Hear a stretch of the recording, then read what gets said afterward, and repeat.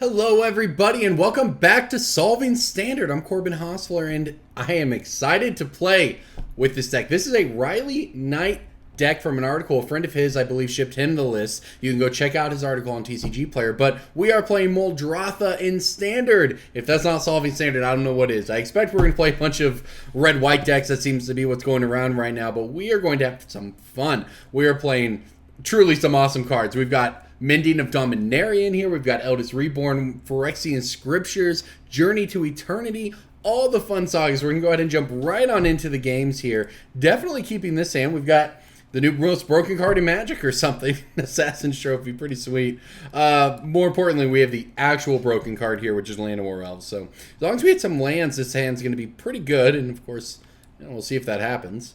I guess worst case scenario, if they try to kill our Land of War Elves, we could Assassin's Trophy it in response to get another land, but this is a high upside hand here if we hit another land or two. So, gonna have a lot of fun. I'm excited to bring back Solving Standard, at least for a minute here. I don't know how much it'll be. If you want to see more of this, like the videos, share it. Let us know that you want to see more of these extra videos. I'm sure there's a lot of room to explore in Standard over the coming, weeks and months, and we're gonna have a lot of it here. A lot of pros on our channel. Gonna take it down. I mean, Corey Baumeister dropping bombs, if you've watched those. So it's going to be a lot of great Standard decks, I'm sure, to come from him. All right, that was a really nice draw right there. So just going to go ahead and, I guess if we just play this tapped, then this will come into play untapped the turn after, and we can play Vraska or Chupacabra.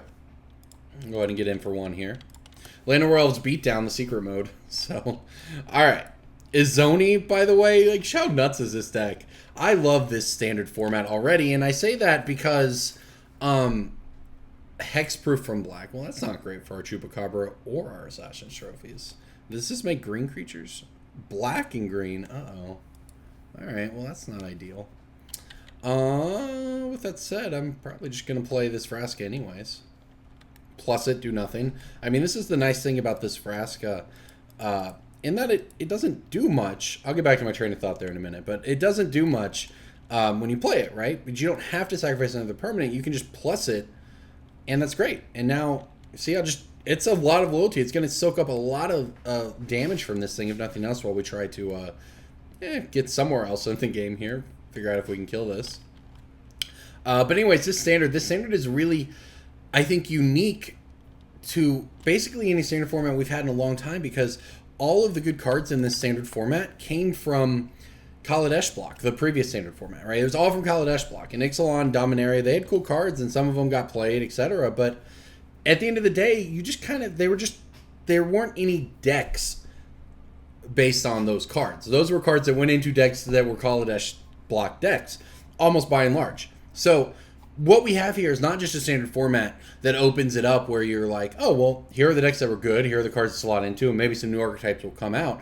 It's just a brand new standard format. No one has any idea what's good because all of the decks are rotating from the last standard. It's very, very, very rare in Magic that happens, and it's really cool. All right, so this has Hexproof from Wife. I think I'm actually just going to kill our Vraska to kill this. We still got a 1-for-1 out of our Vraska at a mana disadvantage to us, but it saved us some life here.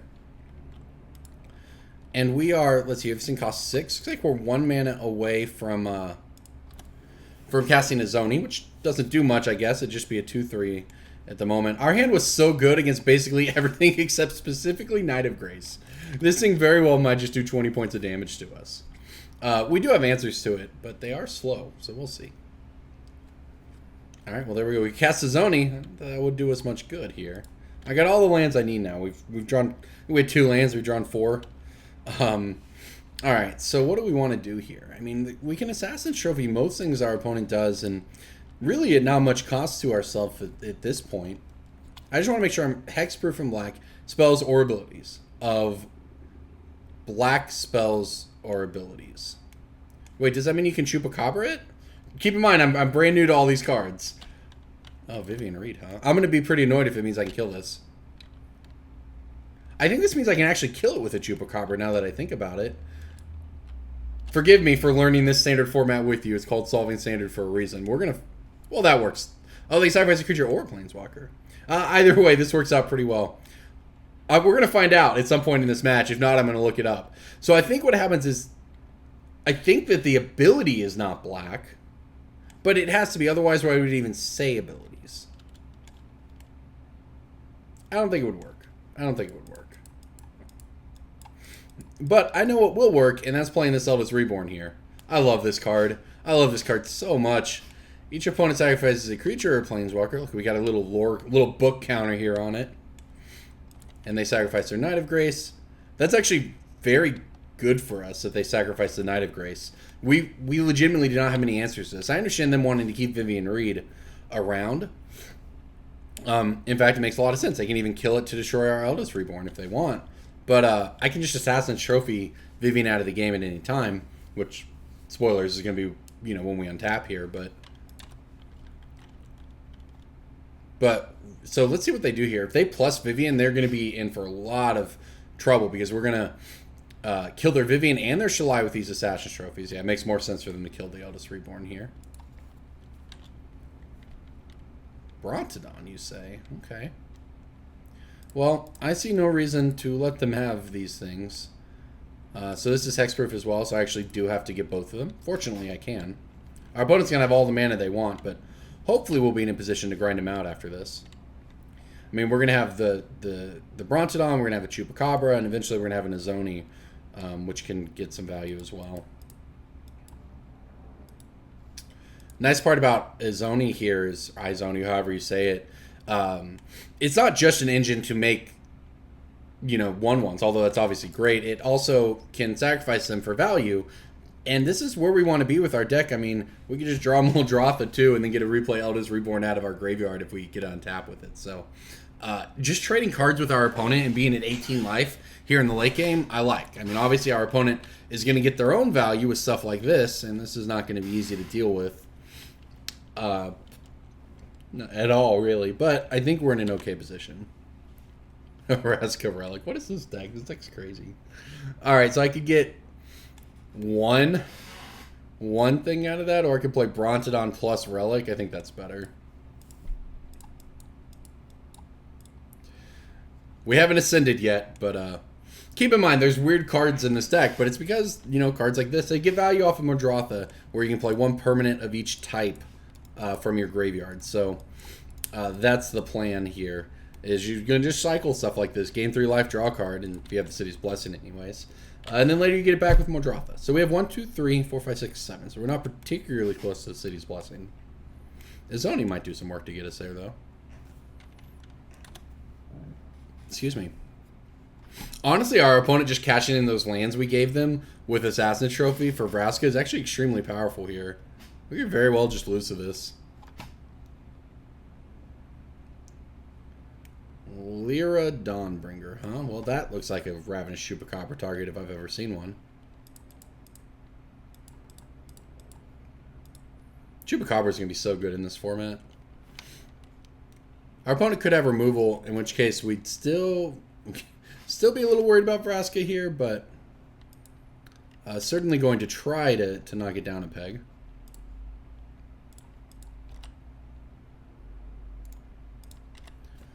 I mean, this isn't the best game to be playing. Vraska pluses 2 at a time, and they had the... Oh, no, and they're going to have removal, too. Assassin's Trophy, huh? All right.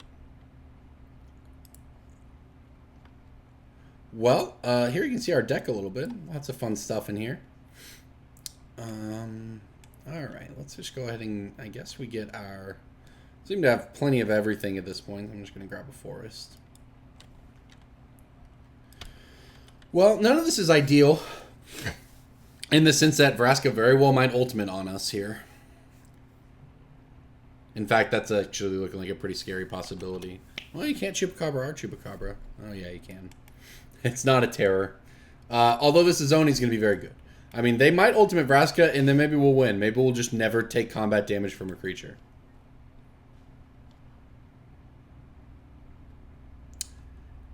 Oh no, if only they didn't have a Chupacabra, this would be so good. Alright, so we have 1, 2, 3, 4, 5, 6, 7, 8 mana. Well, that is enough to play this in Sacrifice, so that's pretty good. I can get behind that. I think I need to leave a green mana here, don't I? Oh no, so we have 3 black and 3 green. Okay, it'll work. We're good. So there's 5, 6. All right. So this will get us a handful of creatures here. Hopefully we don't lose the game to Vraska Ultimate. We might be able to just grind out this game where we never take combat damage from one of their creatures. This gives us a fair amount of blocks. We can block the Chupacabra, then sacrifice it to gain life, draw a card.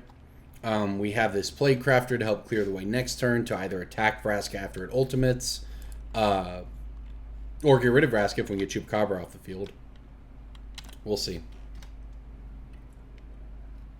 Grindy game here, that's for sure.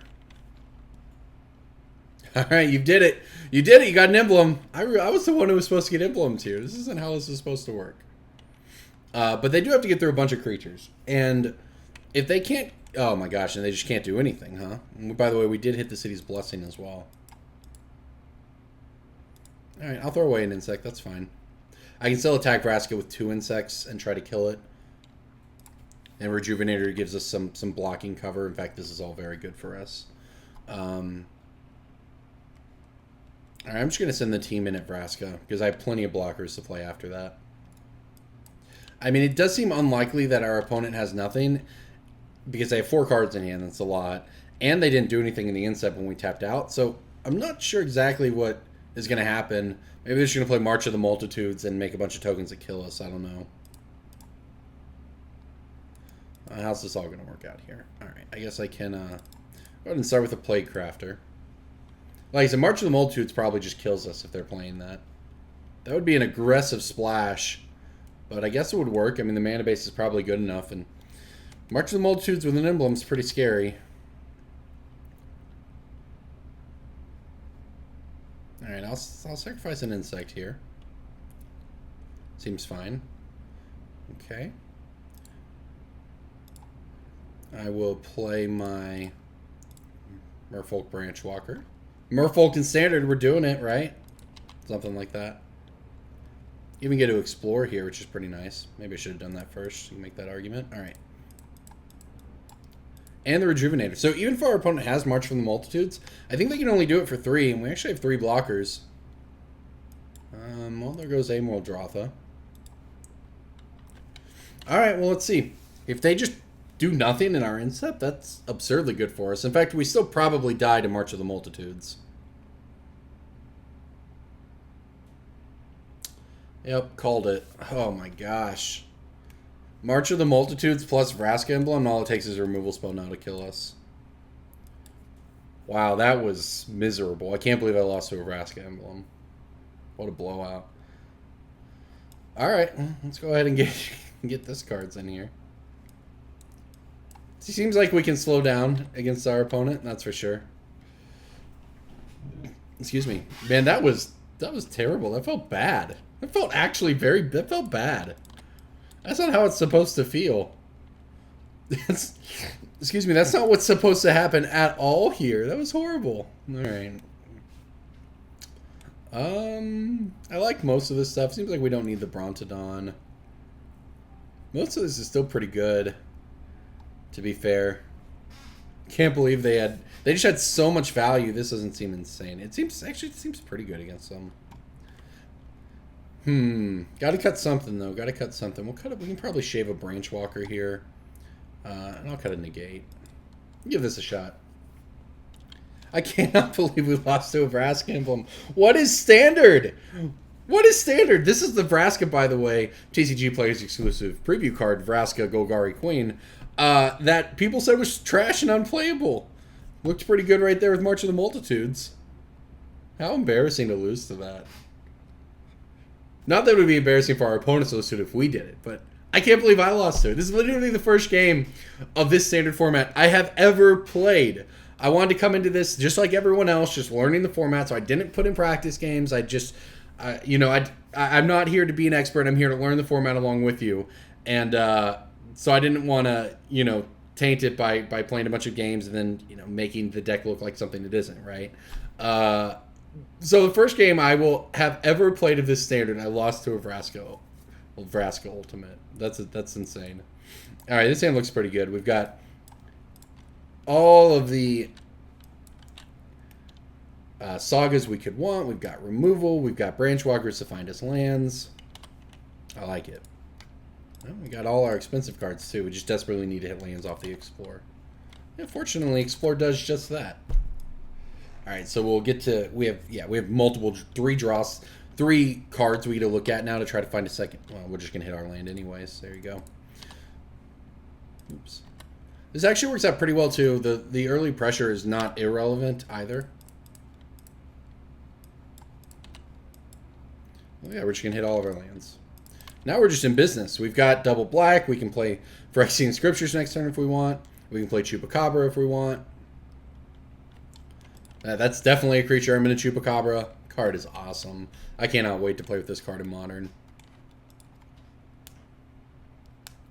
Vraska Golgari Queen. That's going to be pretty good. Maybe we can return the favor here. But honestly, like, our opponent's got a lot to deal with. We have 6 power in play. We've knocked him down to 14. We get to untap into the Eldest Reborn and make them sacrifice a creature and probably get in for 6. This is actually very, very good for us. And we have a ton of follow-up after that. This hand developed very, very, very well.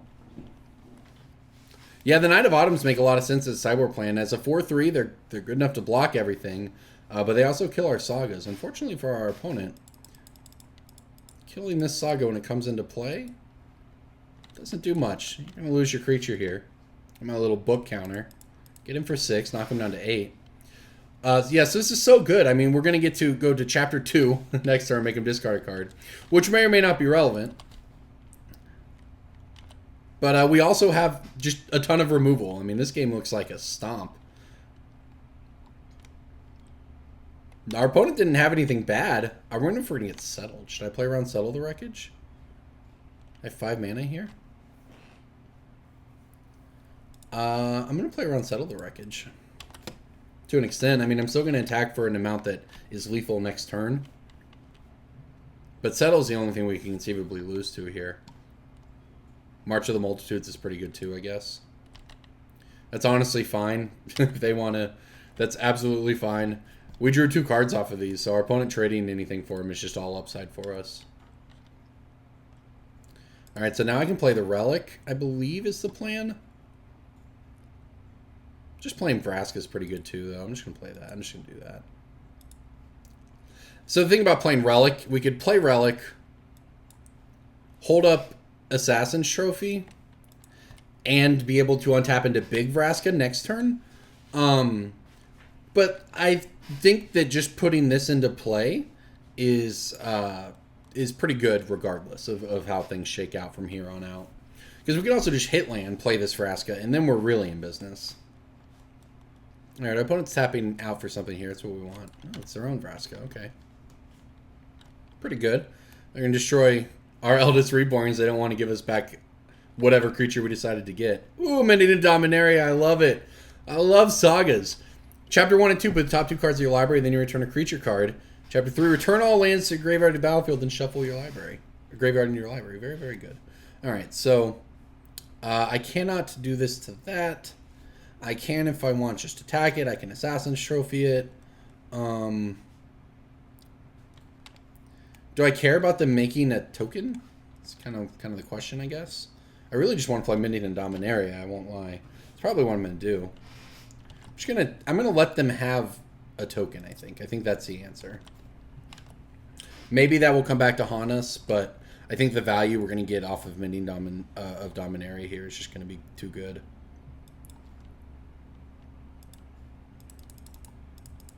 Plenty of options with this deck. No shortage of fun plays, that's for sure.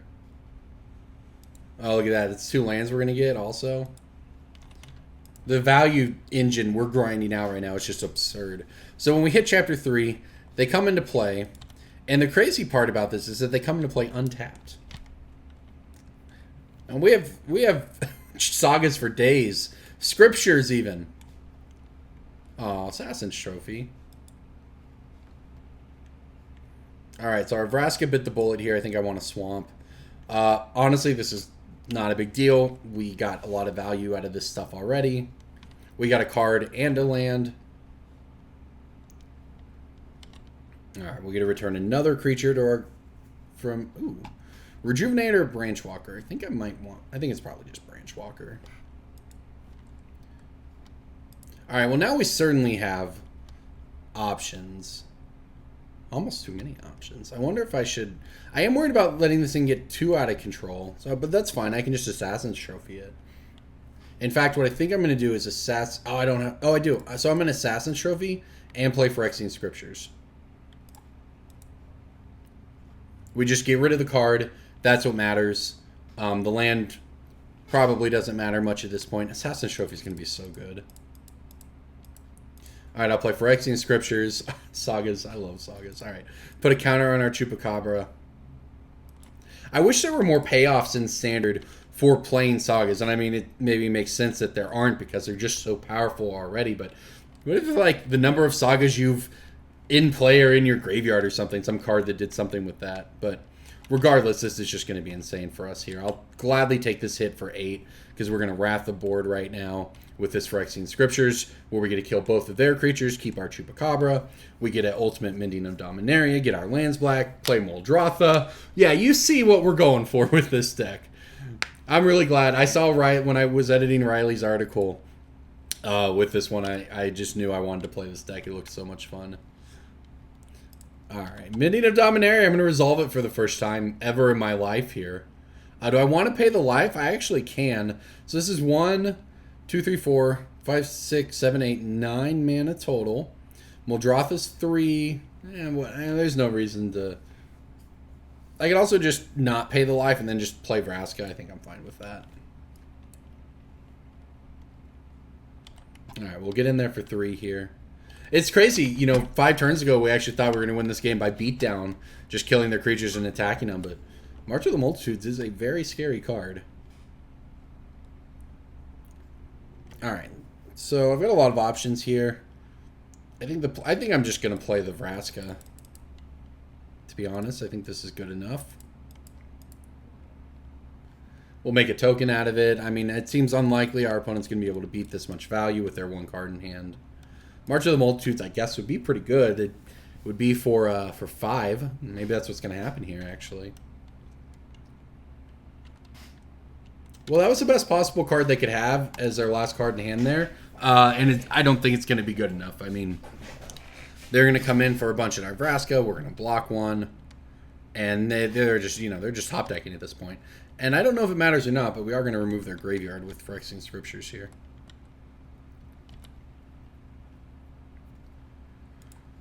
Alright. Go ahead and start by making a pirate. Again, a lot of options here. I kind of just want to play Muldrotha. How much mana do I have? 1, 2, 3, 4, 8, 9. I have 9 mana, so I can play Muldrotha and do nothing? 9 if I do this. So can I play Relic and then Muldrotha and be set up next turn? Is that even what I want to do? These aren't killing Vraska, so I'm actually going to attack.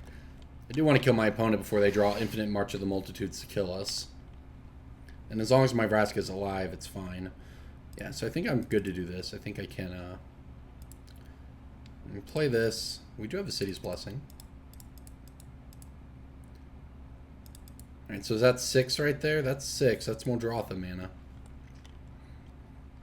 Alright, so I don't have mana to do anything else. But that seems perfectly fine to me. I guess I could have minus Vraska to get a treasure token, so we could have also played a Branchwalker, but I think that's going to be good enough. And there we go. We win on to game 3. I won't lie. March of the Multitudes is very scary. It is a very difficult card to beat. In fact, maybe I want this other negate in here as a result of that, and maybe I want to cut an Eldest Reborn. As much as I love Eldest Reborn, I think it's much worse on the draw than the play. When they can conceivably march for a lot and counter it. But maybe 3 Muldrothas is just too many. Maybe I'll give this a shot. I mean, I love Muldrotha, but it seems like this match is going to go where just drawing one of them is enough throughout the game, and we don't want to just, since we boarded in the Vraska, we don't want to just drown out on 6 drops while our opponent, you know, pops off with a Planeswalker or what have you. So, I think I like this configuration. This hand's got to be a mulligan, right? I think it is. I mean, I'm prone to keeping hands like this because it doesn't take many good draws to make this hand good because you can cast all your spells, right? But I think that I don't think this is good enough. All right, we'll mulligan. Alright, I'm in. I don't love this hand, but we do have to keep it. I think I also need to keep that land on top. This might be my favorite. It's not my favorite. The Sagas are my favorite, but this is one of my favorite inclusions in the deck. What do you do when you play Muldrotha and you want to Thoughtseize people? Well, you play the Thoughtseize that is a permanent. So we actually are going to get to Thoughtseize our opponent here on turn 2, and maybe bring back Muldrotha later. You never know. Looks like our opponent hopefully is doing nothing too. Their deck is... No, they are. They do. They're going to duress us. Oh, well, that's sad. There goes the Eldest Reborn. I love this card.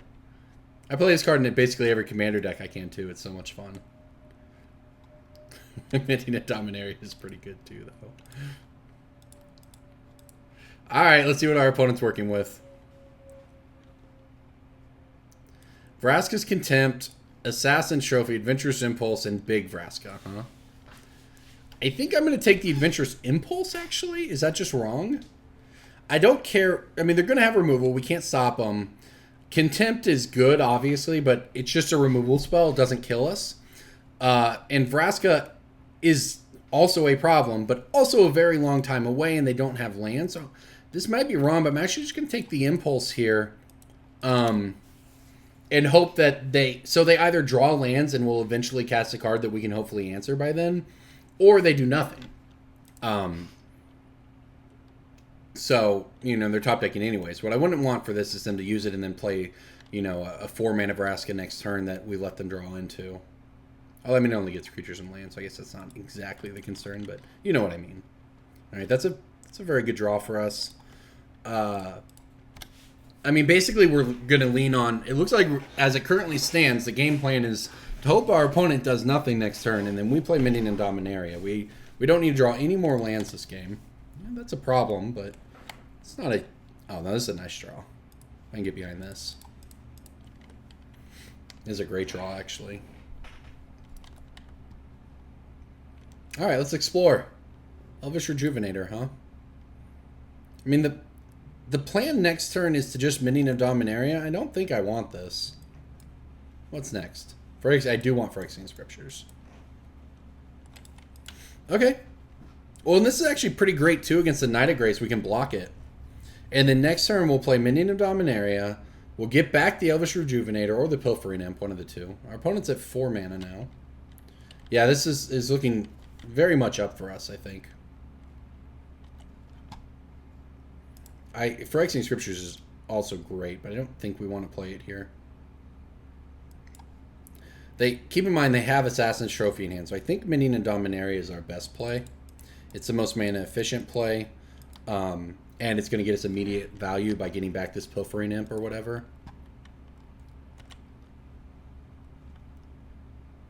Oh, good. We hit 2 lands in there, too. It'd just be nice to get back later. Alright, so I guess I attack? I don't attack. I don't want to let them hit us. There's just no reason to. We have the long game value engines at the moment anyways. I don't want to race, even though we are winning that race. Knowing that they have Vraska's Contempt and that this creature isn't actually going to get there, I don't think it's worth it now. Our opponent has hit lands off the top, so they have 3 in hand we know about, and 1 we do not. So they can play Big Vraska next turn, so that is actually very scary. But I'm hoping that the value we generate off of these cards is enough to get us there.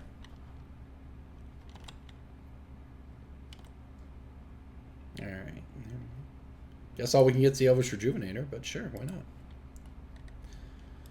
I don't know, maybe I was supposed to attack.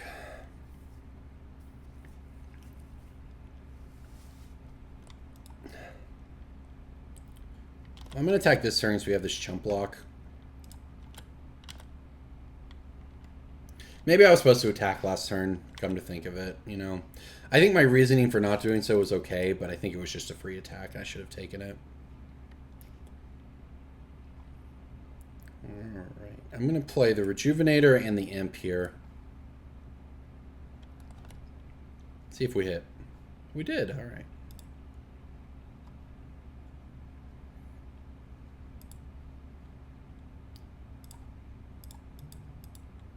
Alright, I mean, I think this is reasonable for us. Our opponent, like I said, has infinite removal.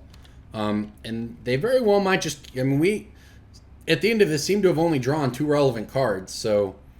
Oh, no, they actually used the Contempt on the Pilfering Imp, because... And that makes sense, because if they don't hit land... If they hit their land to play Vraska here, we're in trouble. If they don't, and it looks like maybe they didn't, then the Pilfering Imp would have gotten it. So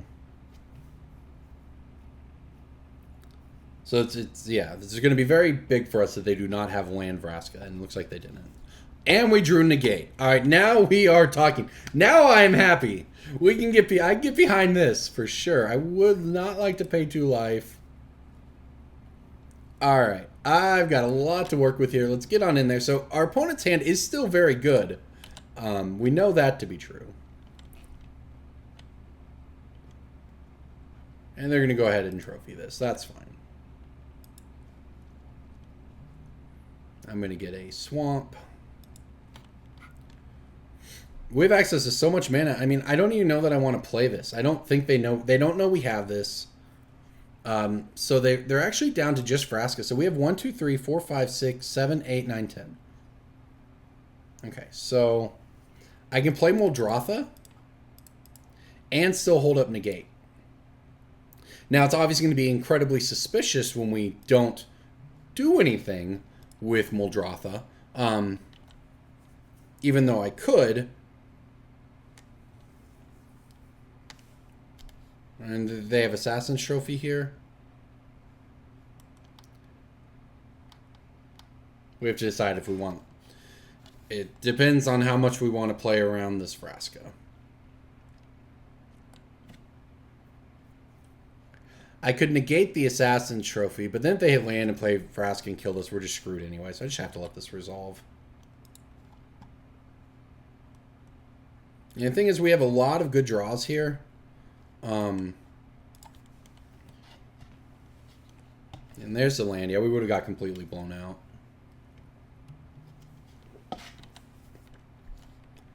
I can play Scriptures at some point. March of the Multitudes is still a problem. And yeah, we obviously have to snap off the negate here, which is fine. And then I'm going to go ahead and Field of Ruin them as well, I think. Maybe I should have done that first, but whatever. I don't think any of this matters. Actually, this is their only land type land, so I'm gonna hit that. The rest of these all come into play tapped without, so at least they only get 1 here. All right, I'll get a land of my own. I'm gonna let's just grab this forest. I don't think it really matters that much. All right, so we have lots of good draws, I think. Drowned Catacomb is clearly not one of them. It's too bad. Maybe I could have played this game differently. Maybe I could have done nothing with Muldrotha. Maybe I could have just waited until I got value off of it. You know, maybe I should just pass the turn back. And there goes our Scriptures. We might lose now. You know, maybe I should have just passed the turn back with Negate up. They tap out for Vraska. I negate it. Then I untap and I can play. You know, maybe I got too greedy there. You know, I was thinking, you know, my thought was that, you know, they weren't going to have a removal spell, and I think I'm going to get punished for not playing around when I could have played around. But there you go. That's a lesson learned. Failing to get immediate value off of our Vraska was very, or off of our Muldrotha was very clearly a mistake. We might be able to draw out of it. We might not. I mean, I actually think I have to put this in the graveyard. We need to draw a Haymaker, not a Duress. We're not winning the race either. And they got the Contempt. Sure, that's an aggressive Contempt on our 3-2 when they have a 2 first striker in play. Alright, we don't know anything in their hand anymore. You know, I feel like we have good top decks, but they do as well. Okay, clearly they drew theirs first, and it's a completely unbeatable one.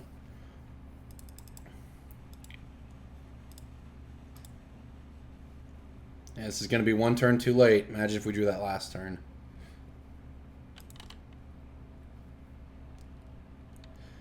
This is really unfortunate. I think I'm going to lose to this Carnage Tyrant because I played really badly. I should have a. I should have had a Jade Light Ranger in play. We got 1 turn to get out of it. If our opponent's last card is, Vraska's Contempt or something, at least the Eldest Reborn will get on. We have one draw step. We whiffed. I'm really bad. Alright, sorry everybody. I don't know if it would have been different, to be fair. We might have still lost to the Carnage Tyrant. Oh, okay, we were actually probably just going to lose regardless because their draws were insane. We drew a lot of lands, so that's a thing. I don't know. I don't even know the way it played out. If passing with negate up next turn, playing Muldrotha, playing Jade Light Ranger, exploring twice, that would have been very, very good. And then our opponent would have they would have then Vraska's Contempted our Muldrotha and still drawn Carnage Tyrant and Soldier. So I don't actually know if our draws would have been good enough, given that we hit. Maybe, though. If we had drawn just one land or bottomed one thing, then hitting that Eldest Reborn might have been a little better. I don't know. Either way, it's a fun match, everybody. And there you go. Hello, everybody. Solving Standard. We're back, and we are doing it here. All right, so we are going to mulligan this one, though. But this deck is so sweet. Look at all these cards. Muldrotha, Journey to Eternity, Assassin's Trophy. This deck is sweet. There's even Merfolk in it. Definitely keeping this one, though. Our opponent mulliganed as well, so that's pretty great for us. Yeah, this hand is just nice. We've got... Well, I am going to bottom next. We need lands, but this hand is pretty sweet overall. We're on the draw. Didn't say blue-red deck, huh? Okay. Well, if they have Search for Azcanta, we can at least Brontodon it. Attempt to, anyways. That could be what's happening here. Oh, Electrostatic Field. Really? Oh, really? Well, then. I guess I'll just play my Brontodon. Oh, no, I was supposed to play a Swamp, though. Oh, well. We only get punished if we actually draw a Swamp. If not, I can attack, and I could use a Dead Weight to kill this. Which honestly might be a good call.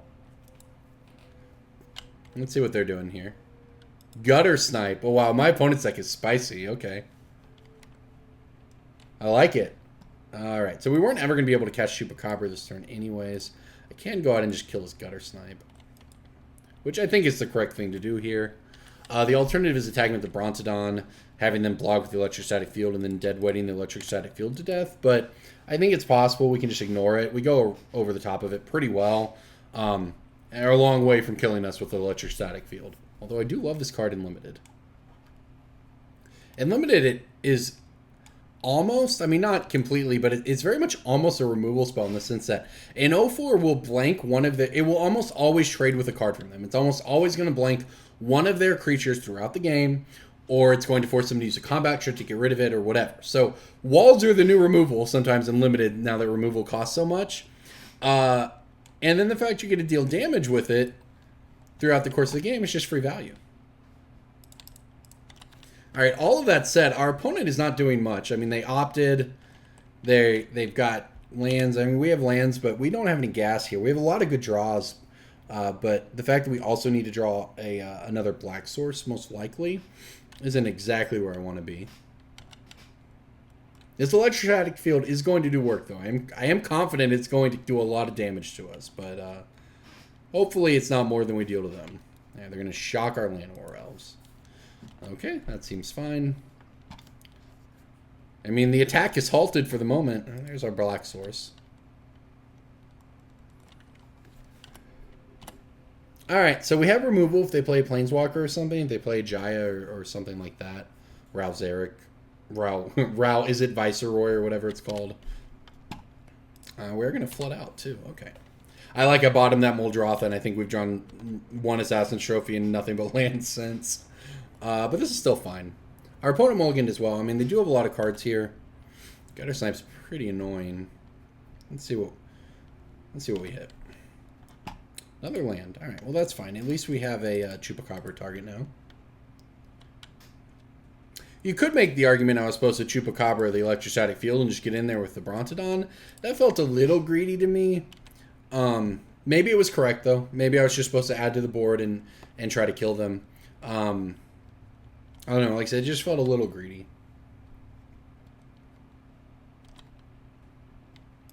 Although I did expect when I made the decision to not race like that, to not just try to kill him and then get you know, blown out by a removal spell on our Brontodon into anything else. I didn't expect to draw 7 lands in a row or whatever we're at now. That certainly makes the game a little more difficult, and when you're this far behind, because we just have absolutely... We're getting a Hypothesis. Wow. Okay. When you're this far behind, you do kind of want to take the risky line and just race or whatever. Primal Amulet, our opponent's deck is sweet. Alright. All that said, I could not have known that I was going to float out ridiculously hard. And we could still win the game. We have very, very powerful top decks. Like Muldrotha, for instance. No land in our graveyard, but it's still pretty good. So we have 3, 8, 9. That is a perfect amount of mana. We'll play Muldrotha.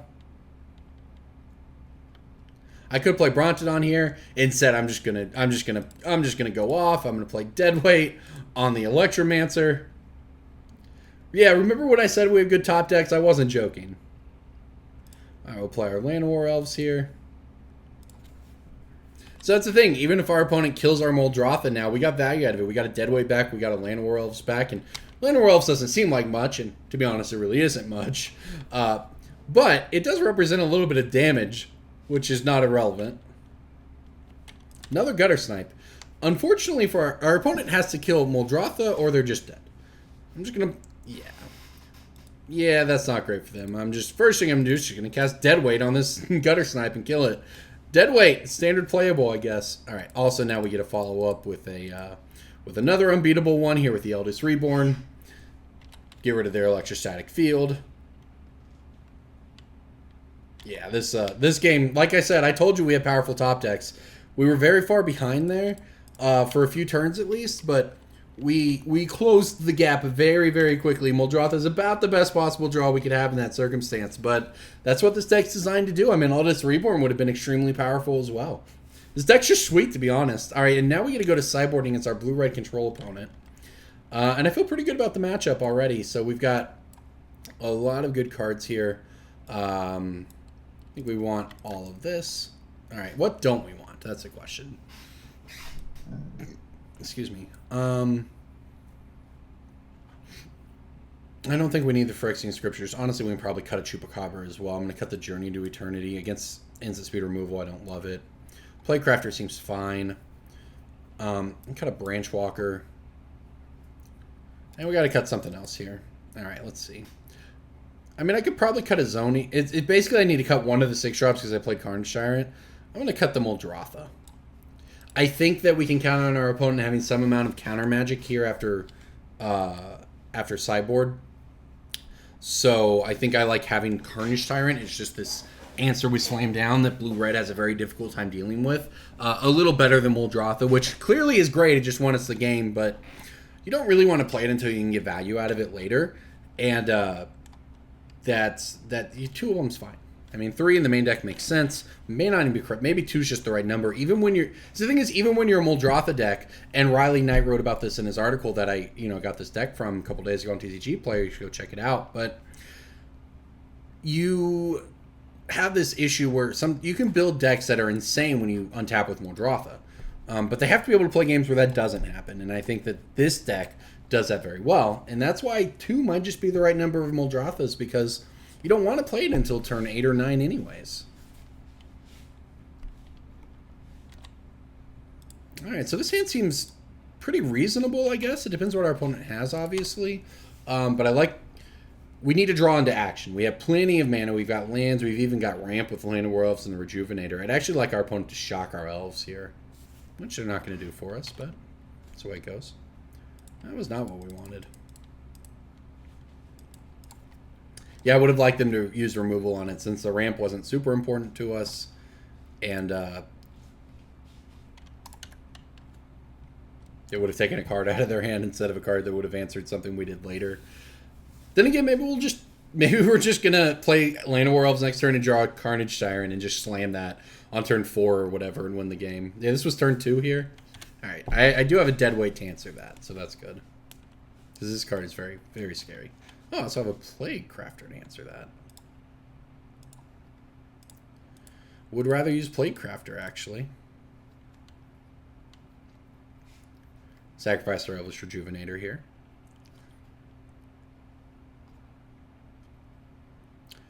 Wow, we got Essence scattered. Well, I guess it got a little blown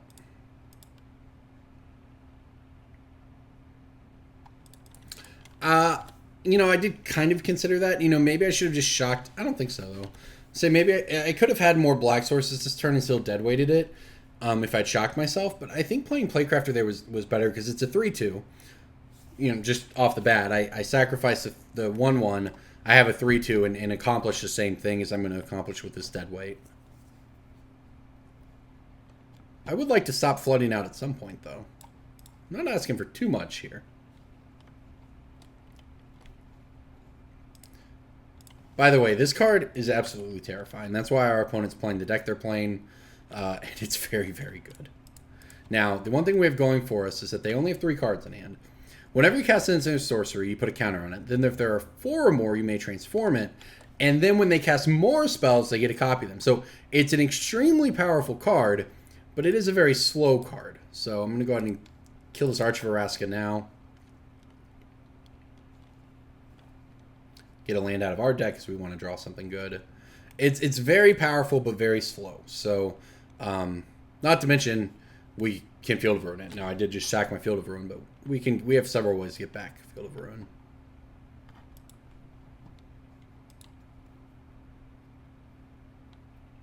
We need to draw something, though, that's for sure. I would take a Carnage Siren off the top. I'd be okay with that.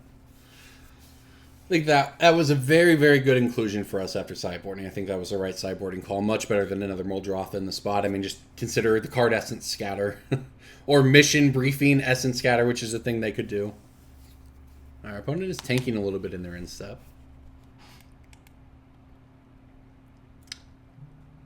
I love these. I really think I'm going to like this standard. And I'm not somebody who really gets into standard most of the time. I have fun with it for solving standard, that sort of stuff. But it's just such a brand new format right now. It's not even sort of new. It's just completely brand new. Because all the good cards were in Kaladesh and now they're gone. So I see something like this. I love this cycle of you know, cards that turn into lands that then do things. Like we have Journey to Eternity, etc. I love sagas. I like a lot of what's going on in this standard format. By the way, our opponent just let us attack last turn. Didn't kill anything. They have no counters on this. I'm flooding out as hard as I can possibly flood out, though. Have we really only drawn 5 cards? This is it? We've literally drawn 5 non-land cards this game, and 3 of them produce mana. Come on. Uh-oh. That's a good one there.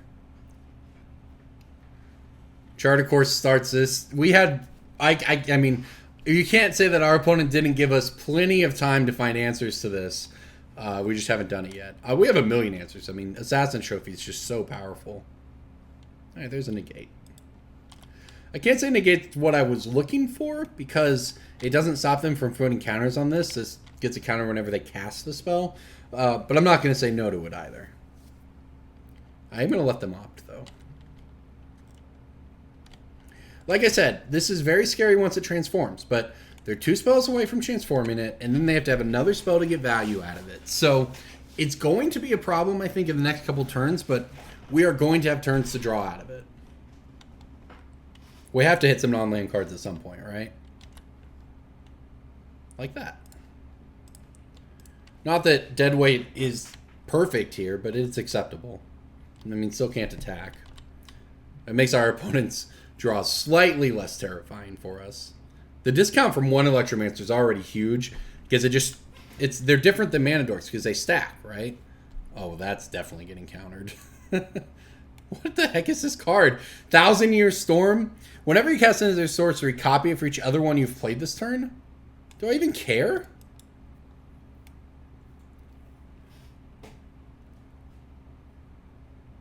They have to... Yeah, I am going to counter it, but they have to cast multiple instants and sorceries in a turn to get any value out of this.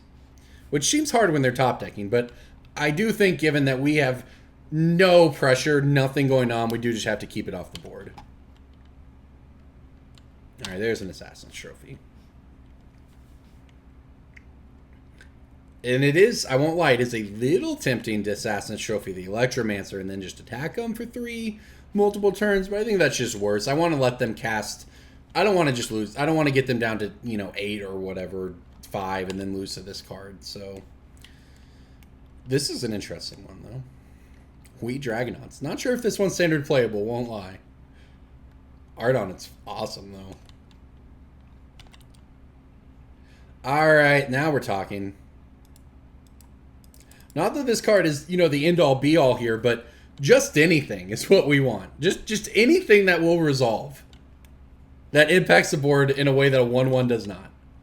Our opponent's probably sitting on Essence Scatters and stuff, too. Just for what it's worth. So this is great. We get to get rid of the Wee Dragonauts. We still have the Assassin's Trophy for the Amulet if that ever becomes a problem. This will make him discard a card next turn, which might have value. I mean, they have 3 cards in hand. It's going to get something if it sticks around. And then we just get back our Plaguecrafter, I guess, to also get rid of the Electromancer and unlock our attacks. I guess that might be the plan. Yeah, Jaya Ballard's pretty scary. Add mana for instants and sorceries. Okay, yep. They didn't want to cycle their hand, huh? Okay. Well, now we're going to have to figure out if we deal with this or if we deal with this Assassin's Trophy. We'll see what happens here. I'm leaning towards dealing with the Amulet still.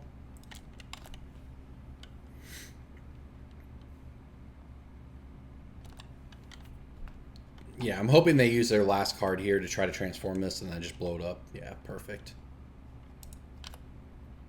Alright, so they're going to transform the Amulet, but they're out of cards, so it doesn't matter. And they've just wasted burn spells at our face because they were so desperate to transform this, which is exactly what I wanted to happen because now we've been sandbagging this Assassin's Trophy. We just hit the Primal Wellspring. And Jaya is obviously going to be a problem as the game goes on, but I do think this is scarier. I don't want to let them copy anything. I think I think the Eldest Reborn's in a good position to get us out of this right now. I'm also going to send my team at Jaya here.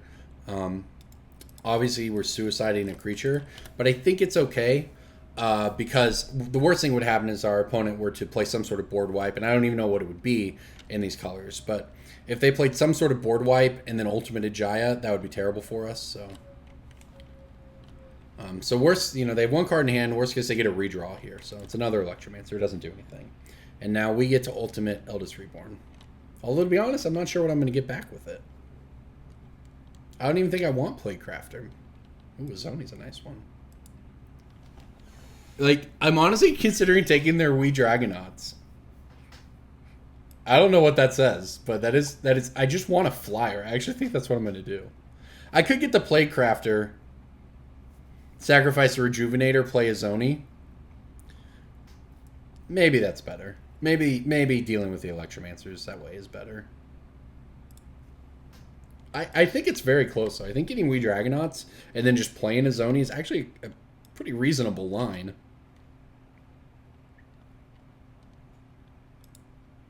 But I do think this is going to get us out. Like I said, our deck is just very, very good at grinding through this stuff. Our opponent... they certainly played good cards the entire way. But we just have so many cards, whether it's our Planeswalkers, which are more high impact than the blue-red Planeswalkers, whether it's a Izoni to get us value, whether it's an Eldest Reborn, which is also going to get us value. We just have so much going on here. In fact, I'm just going to immediately cash this in because I can still play stuff. Like in Argo's Bloodfast. Yeah, I just think that our top decks are just so much more powerful than a deck like this. And I think it's weird to say Black-Green might be the best control deck in the format. I know our deck kind of plays... we're sort of this mid-rangey deck, and it's just kind of a rock deck, I guess, at the end of the day. But Assassin's Trophy is just so powerful. These other cards are just so good. Eldest Reborn... I think Black-Green might just be a better control deck than Blue-Red. Search for Azcanta is obviously the difference maker, but that's fine. We'll lose the zone. We got value out of it. Man, it's a lot of lands we've drawn this game, but resolving Argo's Bloodfast is pretty good. All right, so I'm going to attack Jaya here with the Plaguecrafter. See what they do. I'm hoping they block to try to protect it. Beautiful, which they are.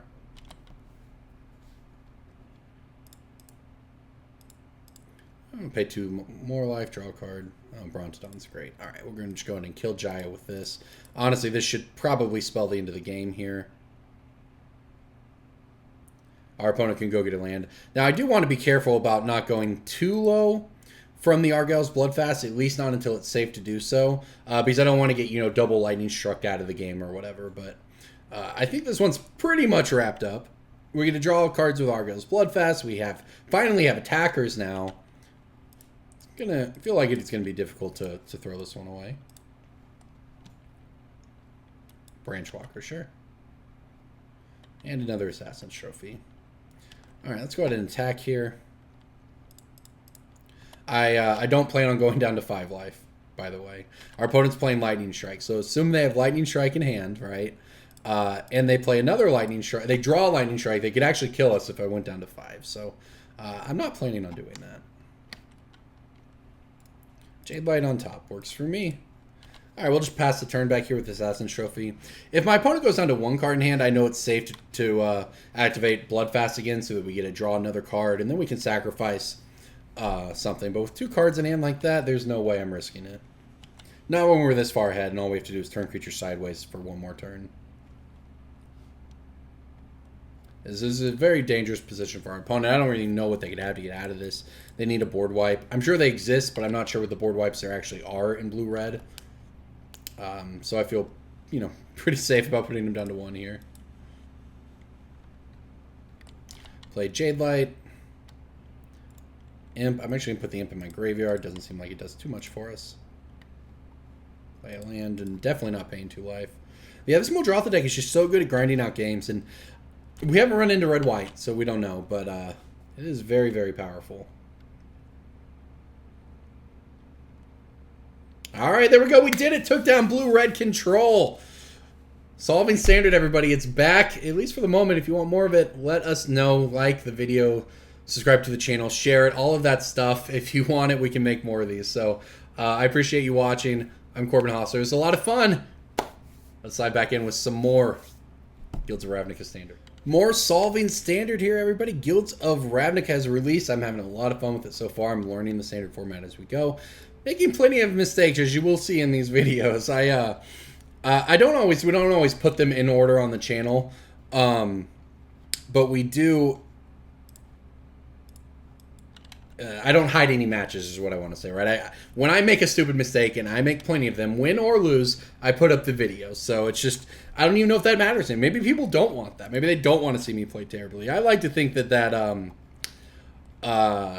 you know, integrity, credibility, however you want to put it, matters, but maybe it doesn't. Either way, I can definitively say that I have not and will not play perfect in any of the videos you're going to watch of this new standard format here, because I just don't know anything about it. I've never played with these cards. Definitely didn't play much standard before rotation, because it was just so boring with all the Kaladesh cards. But it's a completely new format. Everything's brand new here. Looks like we're going to get Essence scattered on our Jade Light Ranger. Syncopated? Wow, I guess I should have played Merfolk Branchwalker. Lesson learned. Plaguecrafter is so cool. It's just a 1-of in our deck, but it's just so good. Syncopate Exile in our card is actually pretty relevant too, with Izoni in our hand. Look at that, we have more lands. Alright, well, I have no idea what our opponent's up to, but their hand has got to be gas. We have everything we need. Search for Ascanta, huh? I do not want to get Ascanted. I really do not. I guess at least we have the Field of Ruins, so it won't be that bad. I mean, but just when our opponent is mana screwed, just scrying every turn actually has a lot of value in itself. As you can see, they put the mission briefing away there. This card's sweet. It's no Snapcaster Mage, but it is really cool. People really, I think, you know, the thing this has on Snapcaster Mage is that you target something with Snapcaster Mage, and then they can exile in response. Mission Briefing doesn't target. You only choose upon resolution. So it gets around that particular thing. And while, yes, that is technically, in the strictest sense of the word, value over Snapcaster Mage, people just underestimate how important the body is. The ambush viper mode of Snapcaster Mage is just so good. You just really can't deny how good it is. All right, I'm going to go ahead and play the Plaguecrafter here. This could be wrong, but given just how many lands we have and how much nothing our opponent's doing, I really don't want to play Izoni and then just get it removed without getting any value off of it when our opponent's hand is obviously all gas. So what I'm going to aim to do, and we'll see if it works, is... I mean, I play the Plaguecrafter for no value, except that, I mean, they have to discard. That's not nothing, although it kind of just fuels them towards Search for Ascanta. But, oh, wow. Look at that, they actually discarded. Did they discard both of these cards? Oh no, they just put this in there earlier and I missed it? What am I missing here? How did this get in the graveyard? I'm sorry. It's new standard. I'm trying to learn too, so I'm going to try to figure out what I missed here. Oh, they did it last turn. I just missed a turn, that's all. All right, fair enough. Okay. We certainly have plenty of lands. I was just talking and missed what was going on in the graveyard. Okay, this card's going to be so played. Chemistry's Insight is just so good. It's going to take the control decks a while to figure things out and all that sort of stuff you hear every format. But it is absolutely true. When they are going to get... they're going to figure out what they want to do. And then Chemistry's Insight's going to be so good. I don't know where it stacks up against Glimmer of Genius. It's worse at finding action you need right now. But it is so much better at just finding...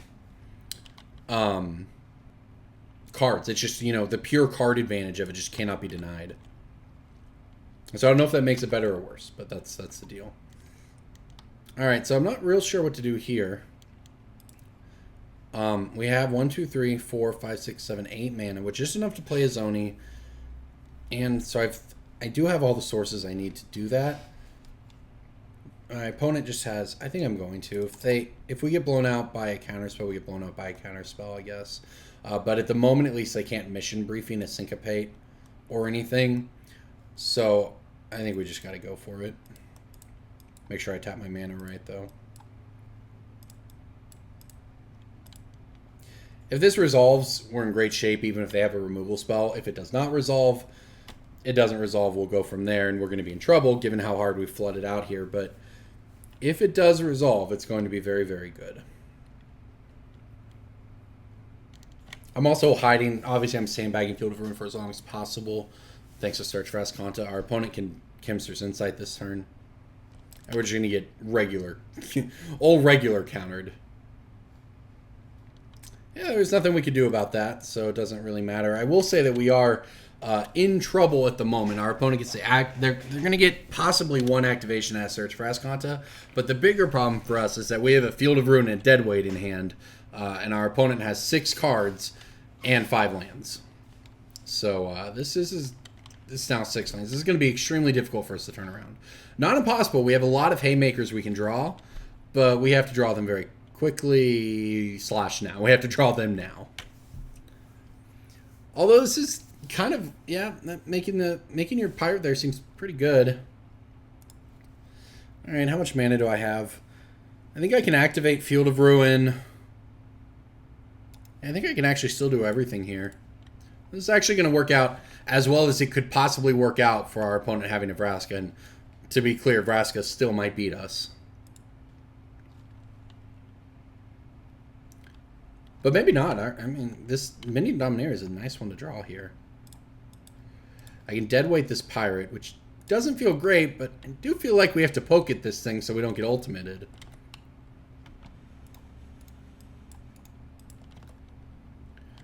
Minion Dominaria is the kind of card that can get us back in it. Like I said, we have some very, very powerful top decks, and you see one of them here.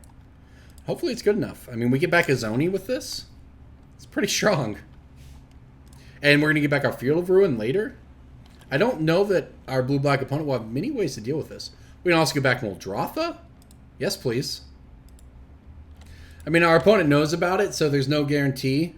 They can use Vraska to target creature enchantment. So they can kill this with Vraska. But that's risky for them because then even our lowly Land War Elves kills it. And we got back a Muldrotha with it regardless. So, yeah, that's probably the best play for our opponent. But I mean, it's still dangerous. This card is still going to give us some card advantage. And it's going to give us plenty of mana later, that's for sure. Chupacabra? Yes, please. I think Chupacabra is actually exactly what I want here. I'm going to wait till we have our lands from Minion of Dominaria to go for the Muldrotha, because I want max value out of it for one. But I also want to pressure this Vraska as much as possible so we don't just lose to it. So this is pretty awkward for our opponent to deal with here. I mean, we get a punch in at Vraska for 4 if it resolves. If it doesn't resolve, which it does not. I mean, I guess I don't get to mess with Muldrotha or Vraska this turn, but I do get to just play a Jade Light Ranger here.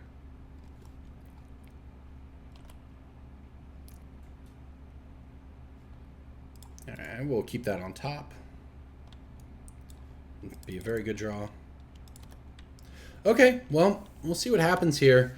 It is very possible we're still just going to lose the game to Vraska, but I don't know that we could have really played this any differently. Our opponents had counterspells exactly when they need them. They've had a lot going for them now. If Muldrotha resolves, our hand gets better.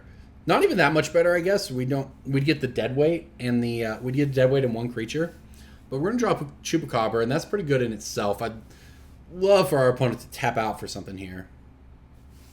They're attacking us? Sure, I guess. Does that mean they're gonna board wipe? We'd also just draw Assassin's Trophy to deal with this. That'd be nice. They really are gonna board wipe. Okay. I mean, that play makes sense for them. Especially if they still have a counterspell up.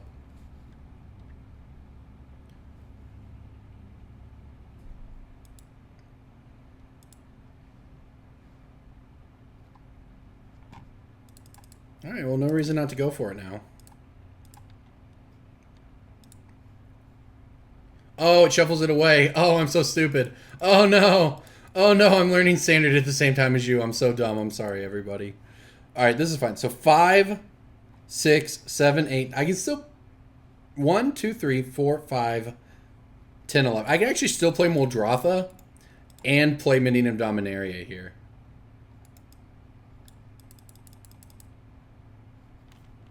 Assuming it resolves. I forgot about the shuffle clause from the Minion. We might lose to this. We might lose to this Vraska, though. See if we hit a creature. Hey, we did. Look at that. All right. Yeah, I mean, another Ritual of Suit on our... You know, a removal spell for just blocking. I mean, I honestly think we're going to actually have to draw an answer to this card, or we're going to be in trouble. This is actually kind of sweet, this Orazka Relic. We can actually play it out of our graveyard if we untap with Muldrotha, which we didn't. I didn't really expect to. I do feel like we're just going to lose to Vraska, though, which is really unfortunate. Planeswalkers are just so good, and our deck has more answers than most, but we went through a lot of cards and didn't find one.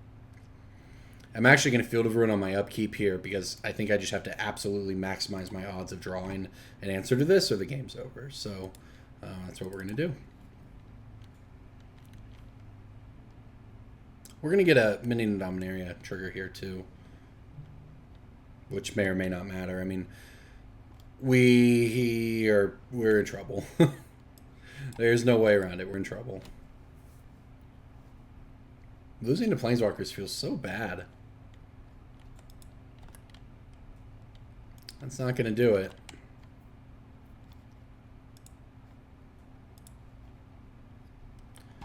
Well, I guess the plan is going to be that we just play a bunch of creatures, and then when our opponent ultimates it, maybe we don't die? I don't know.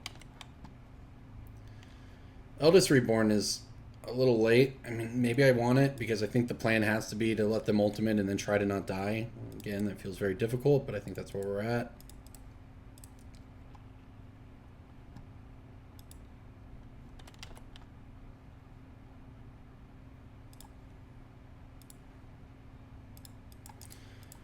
It would go a long way if this Chupacabra resolved. Alright, it did. Sweet. Okay. Well, I can't kill Vraska, but this at least can't kill us without my opponent having 2 removal spells. Which, with 4 cards in hand, they very well could, but maybe they don't. I think they also still have a Chemister's Insight in here, so I don't feel good about where we're at, especially when this thing ultimates, but I guess it ultimating might be good for us. I don't know. Honestly, just making a bunch of 2/2s every turn could possibly be worse for us than just ultimating Vraska. They're going to ultimate Vraska. I'm down to 1. But they need 2 removal spells to kill us this turn. Or a burn spell that I don't think they have in Sultai colors over there, so.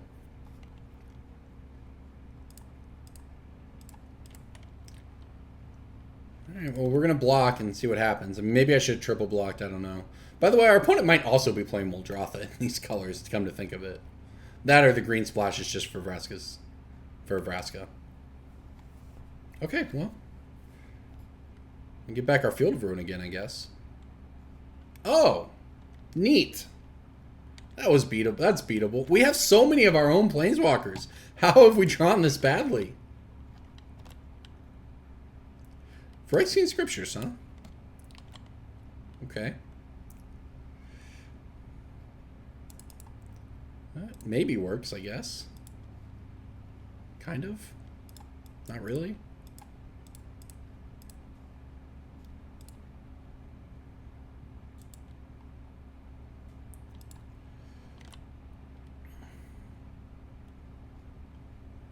Yeah, I think we're just dead. Somehow we saw like 35 cards this game and never drew an Assassin's Trophy.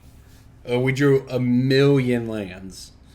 Maybe I could have played differently, I don't know. I honestly feel like we played okay. I do think we're just going to die to pirate tokens at some point here. I mean, basically, I guess we have this turn. Phyrexian Scriptures isn't bad. Unless our opponent kills us this turn, which seems unlikely with our 3 blockers. Okay. Well, fair enough. I can't say they don't have a plan. Let's see if we get lucky. I don't even know what we're hoping for right now. The problem is... Well, this is actually going to wrath this away. So we're actually still live to drawing Assassin's Trophy and blowing this up. And we have to do... And we even have the... Oh, I just Field of Ruin, so I can't... Well, that's fine. We have outs, I guess. Yet another land, unfortunately, is not one of them. Wow, it's actually kind of unreal how hard we flooded this game. I'm going to feel fine about sideboarding. Actually, I feel like we have good sideboard cards for the matchup, but even after... It's crazy that even after the Vraska Ultimate, we needed to whiff on 3 or 4 draw steps to lose, but that's the way it goes sometimes. Wait, did they just pass the turn back to us? Did they just mess up and pass the turn back, or are we just getting trolled? Am I going to snatch victory from the jaws of defeat here? Something tells me that it's going to be even more embarrassing when they mess up and still kill us. But hey, until then, I guess I'll play Muldrotha. Who knows? Maybe it'll resolve. It'd actually be pretty sweet if it resolved. Oh my gosh, it did resolve. Well, there's Field of Ruin for the Azcanta. It's crazy that I still can't deal with this, but...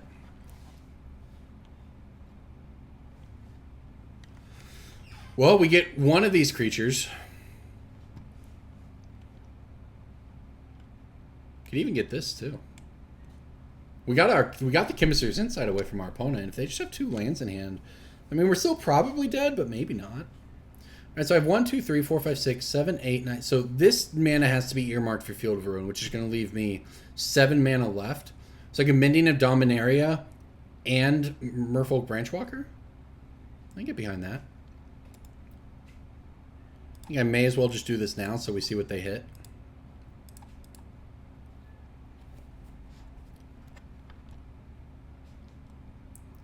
This game has been nuts, one way or another, win or lose. I mean, I think we're only in the game because we got lucky here. We might just still die, but we'll see. Muldrotha is very powerful. Chemister's Insight's pretty good. That actually might have been a little bit of a misplay. Maybe I should not have done that first because the thing is, our opponent actually with this ability on the stack could have killed our Muldrotha. And then we wouldn't have got to play anything from our graveyard. Alright, so first thing I'm going to do, I think, is play the Branchwalker. Just to get a creature in play. We have so many... We have some nice value engines in this deck, that's for sure. Chupacabra, huh? May as well put it in our graveyard. We can return it with Mending of Dominaria next turn.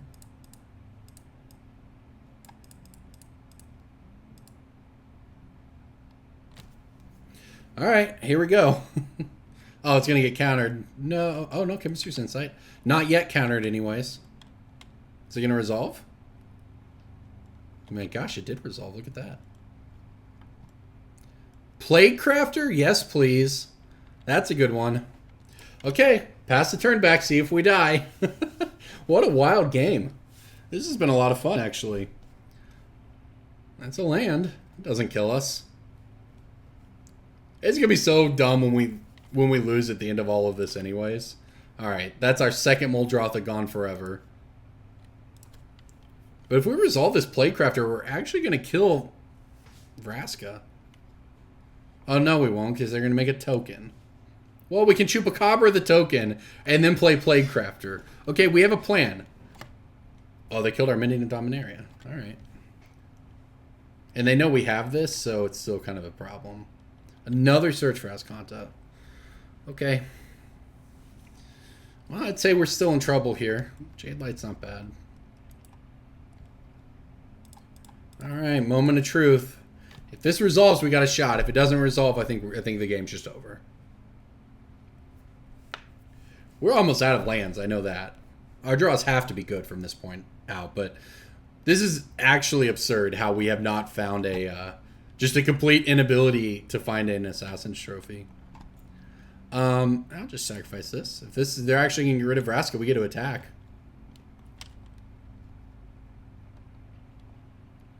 They're probably trying to Chemistry's Insight in the end step. But Jade Light's not bad for us either. If it resolves, that is. It did, alright.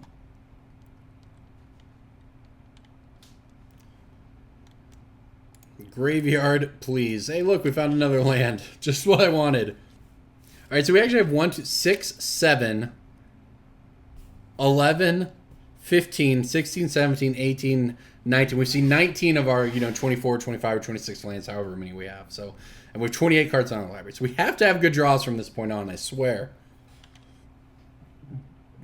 Yeah, Mission Briefing. Mending Dominaria is actually pretty good. Or, I'm sorry, Phyrexian Scriptures, exiling their graveyard. Actually pretty good. Both against Search for Ascanta and against Mission Briefing. I mean, don't look now, but our opponent's an 11 and we have 6 power in play. And we did draw one card that didn't do anything. Oh my gosh! This endless stream of Vraskas is insane! Okay, here we go. We're back to the top of our deck. Needing to help us out. I don't think Merfolk Branchwalker is going to do it. I'll play another land because gotta have 20 mana in play. I think we're dead. Oh, look, an Assassin's Trophy.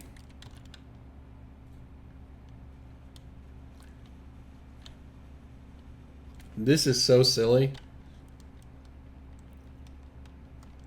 45 cards later, we found our first Assassin's Trophy. So, oh, it's just going to be a turn too late if it even resolves, I think, at this point. The issue is, I mean, the issue is a million things, but among other things, we're just dead. Okay. Our opponent just minuses Vraska and kills us. Wow. Why didn't you kill me 12 turns ago and save us 10 minutes? They misclicked through their turn. Oh my gosh. What a ridiculous, stupid game. Okay. That was actually kind of fun, though. Alright. Negates, please. Contempt, please. Bloodfast, please. Carnage Hammer, please. Vraska. Scavengers. Get all of these cards. Duresses. I want it all. I want it all in here. I'm going to cut a Muldrotha. I'm going to cut a Chupacabra. 2 Chupacabras, actually. I'm going to cut the Rejuvenator. I'm going to cut this. I'm going to cut this. I'm going to cut... Actually, this card's pretty sweet.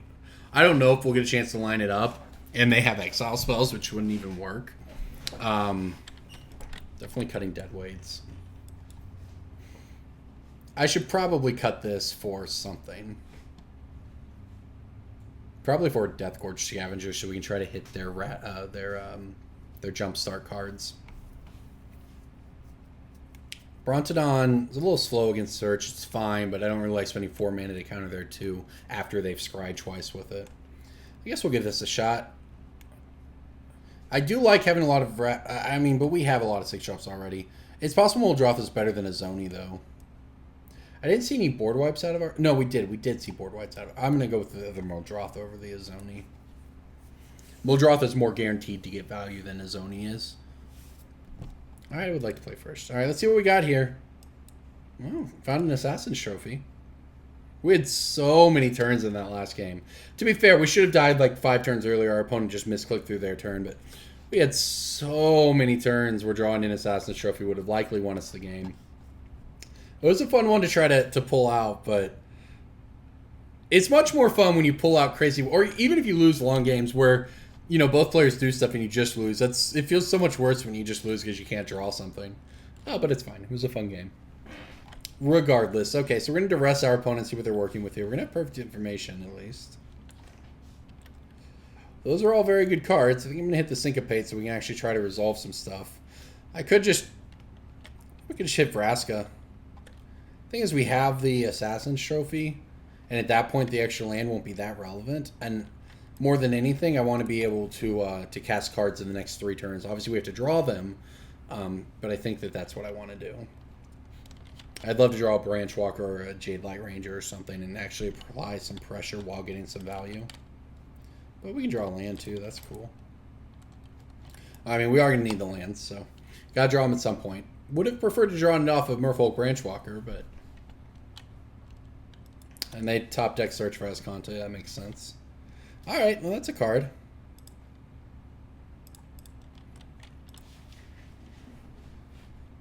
Our opponent also played 3 Search for Ascantas that game after we Field of Ruin. 1 Field of Ruin in our deck, and we Field of Ruin 2 Search for Ascantas. Or actually, not even Search. They found Ascanta, and then we Field of Ruined it twice.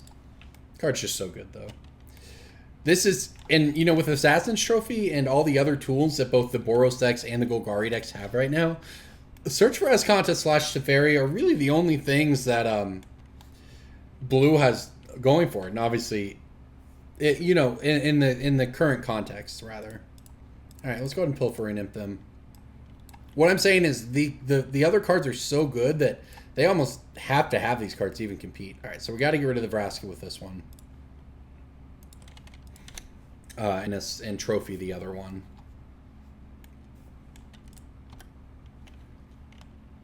The problem is this this Search for Ascanta is going to be so good. You know, our Assassin's Trophy is going to be taxed one way or another, and we're just going to flood out too, but didn't exactly draw castable cards this game.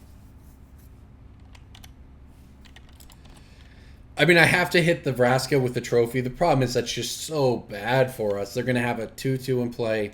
They're going to have Search for Ascanta after that. We're going to ramp them.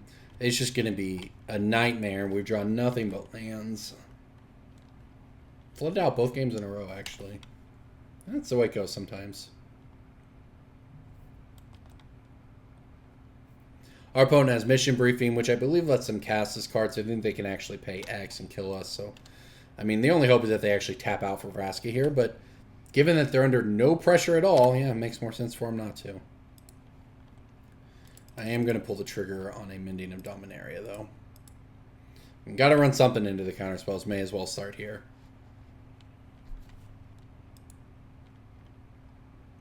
And you just have actual good counterspells. Don't even have to burn their Mission Briefing. And I think we're pretty dead. I don't think it's a bad matchup for us. In fact, I think it's honestly probably a pretty good matchup. but we have to actually draw cards that do things in the first 5 turns of the game, and this game we did not. I mean, all it takes is really 1 or 2 creatures, you know, 1 Jade Light Ranger that becomes a 3/2 or a 4/3, just something to put pressure on them so we can actually be the aggressor and they have to answer our creatures, and then we get to play Muldrotha or whatever and get value. But if you just flood and all you have are bombs, you know, expensive bombs, there's just no way you're going to get anywhere. Although this is kind of nice. We get to duress them to try to hit Vraska here.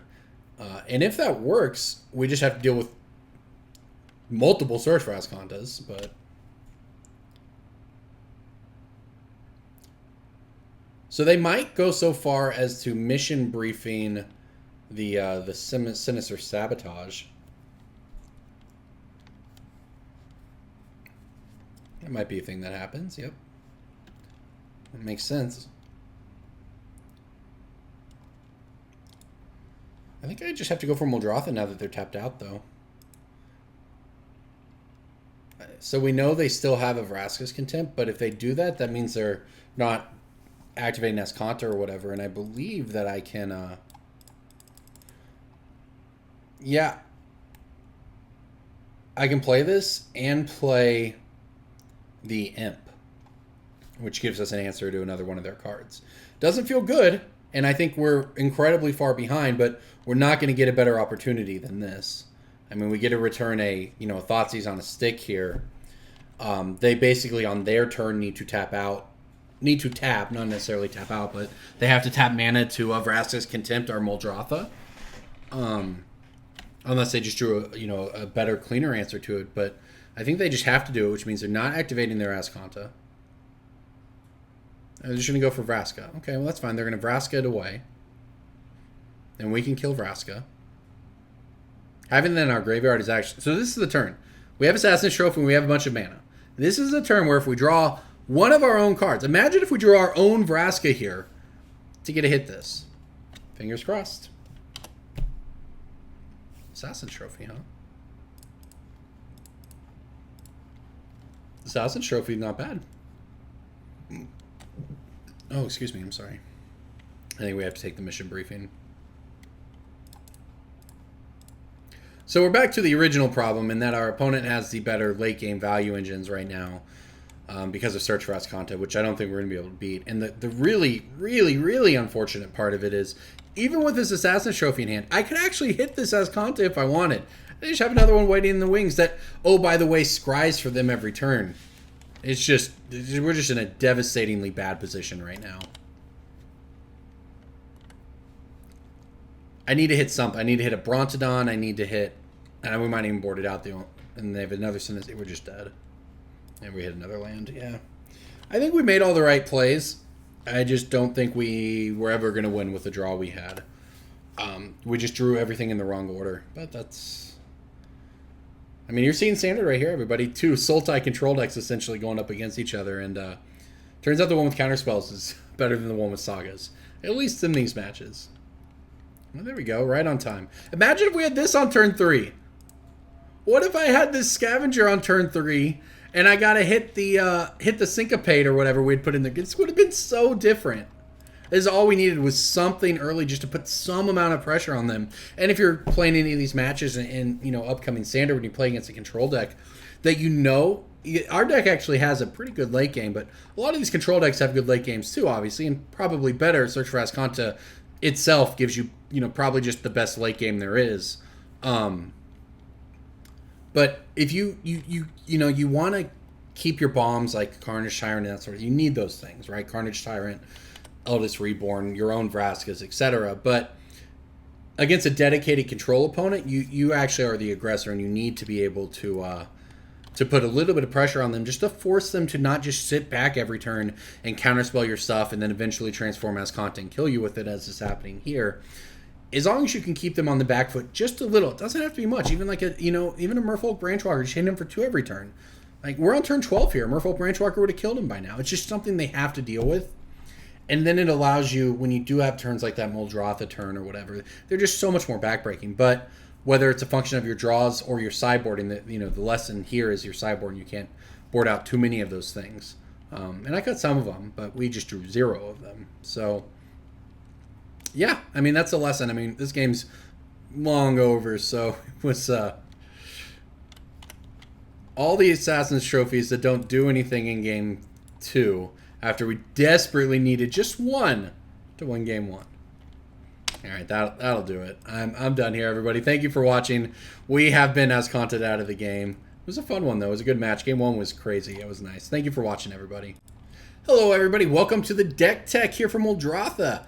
You either skipped to the end to see this, or you've watched through all the videos where you watched me play pretty badly. But hey, it happens. We had good matches. So this is Muldrotha deck. Riley Knight got this from a buddy of his, posted it up on TCGplayer. You can check out that article. It went up on Wednesday, I believe, of last week, I think is when by the time you'll see in this. Sorry if I have that wrong. But either way, go look it up. Riley's a great writer and pretty good at coverage, friend of mine on coverage. So this is our deck, Muldrotha, the Gravetide. Each of your turns, you can play up to one permanent type from your graveyard. That means lands, that means creatures, that means enchantments like Dead Weight or Minion Dominaria. So this is sweet.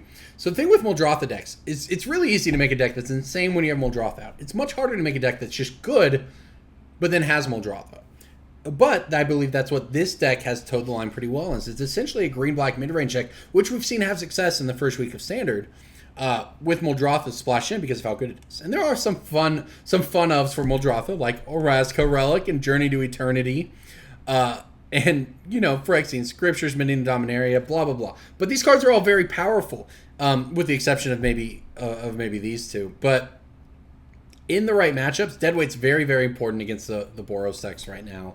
You have a lot of value creatures with Branchwalkers and Jade Light Rangers and Plaguecrafters, Rejuvenators, etc. Right? We're a Land of War Elves deck. We have a lot going for us. We can just play this black-green mid-range game where you just play Chupacabras and you play Brontodons and Jade Light Rangers and then you just play Eldest Reborn. And this card itself is just a giant beating. So we have all of those things. And Minion Dominaria is great card advantage. This deck it's weird because it has very little, you know, quote-unquote actual card advantage in the way of just something like a Divination where you draw two. But what it does have are sometimes Branchwalker draws you a card in trades. Sometimes Jade Light Ranger draws you 2 cards. Chupacabras are obviously great card advantage in that sense. Vraska, it's pretty good. It's an abrupt decay on a stick, but sometimes you just get in a late game and sacrifice permanents. Either way, your opponent has to deal with it. Minion Dominaria gets cards back in your hand. Eldest Reborn is just insane. I love this card. Izoni, bunch of tokens. Then it's got abilities to get you more card advantage. So it has all these card advantage things built into individual cards, even if it doesn't have any cards that say draw 2. So that's why it's a very powerful deck. It's got a really, really, really good late game against the other aggro and mid-range decks. It's, I think, in that sweet spot where it's low enough to the ground to beat the Boros decks, but also has enough of a top end to beat the other mid-range decks. Now, the actual control matchups where you are forced to become the beatdown, that becomes a little more difficult, but Assassin's Trophy goes a long way. So, sideboard, keep in mind, this is week 1 standard. Week 0 standard as I'm recording this. No events have happened yet. But it's what you got. You know, you got your Karnsteins, you got your more Deadweights, Duresses, Bloodfast. It's just kind of what you want. I think Scavenger here is a very good one. It's good for getting life against aggro decks and trading. You know, just gaining 2 life and then having a 3/2 to trade up against a Boros deck is pretty reasonable in itself. But then you can also hit jumpstart cards against control decks. You can just keep them at it hits their mission briefings, stops those. It will make them worse anyways. It makes Search as Conta transform not as slowly. It's a very reasonable sideboard card. Negates too. We have the advantage of having some blue mana in our deck. So, and of course, Vraska is always busted. So that's the deck, everybody. Muldrotha in Standard. Solving Standard is back, at least for now. If you like the videos, make sure to share it, watch it, subscribe. Let us know that you want more of them. I enjoy making them. So, but I'm here to make what the audience wants. So thank you, everybody. Enjoy the matches if you haven't already watched them. If you have, thanks for watching, everybody. It's Corbin Hostler. I'll see you next time.